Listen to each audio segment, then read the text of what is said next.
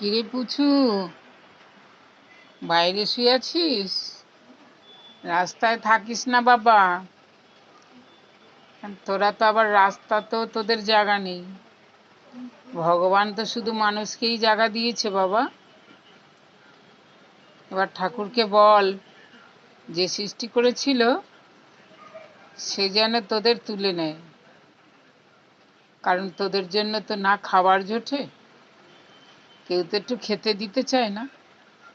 একটু জল যদি দিতে হয়, তার জন্য তো আবার ঘরের দরজার সামনে নীল বোতলে জল রাখে, পাছে না যাস। আর যদি যাস তাহলে কিন্তু আবার অ্যাসিড ঢেলে দেবে, আর নালে লাঠি দিয়ে বাড়ি মারবে, কোমর ভেঙে দেবে, যেটা আমাদের পাশের বাড়িতেই দেখেছিলাম। তারপরেই জিজ্ঞাসা করতে অস্বীকার, নালে রড দিয়ে বাড়ি দেবে। কি রে,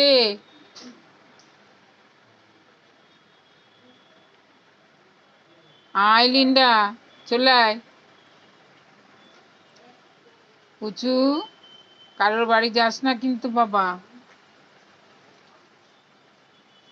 চলে আয়।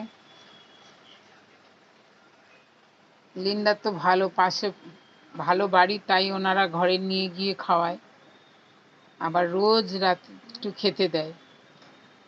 কিন্তু সবাই তো দেয় না, পাশে বাড়ির সামনে যায় তার জন্য আবার জল ভরে রেখে দেয় নীল দিয়ে, দেখে যাতে ভয় পায়। তারপরেও যদি যায় তাহলে হয় লাঠি দিয়ে বাড়ি মারবে, নালে রড ঢুকিয়ে দেবে, নাহলে আবার ছুরি দিয়ে মেরে বলবে আমরা জানিই না।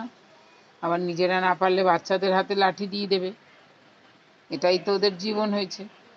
আগে একটু নর্দমাগুলো খোলা ছিল, সে নর্দমাটাও বন্ধ করে দিয়েছে, পাছে ওরা জল না পায়।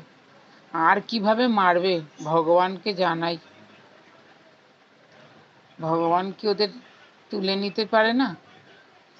ওই তোদের হোমে যাওয়ার থেকে মনে হয় যদি ভগবান কোলে তুলে নিত ভালো হতো। চলে আয় বাবা, নর্দমার জল নেই, বাড়ির সামনে তো কেউ এখন বাইরে বাসন মাজে না, সবই তো ঘরে। তাই একটু একটু খাবার তো দূরে থাকে, একটু জলও পায় না।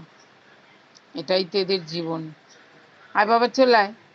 এদের তো তবু আমাদের বাড়িতে একটু ভগবান জোগাড় করে ওদের জন্য, তাই দুটো খেয়ে বেঁচে আছে।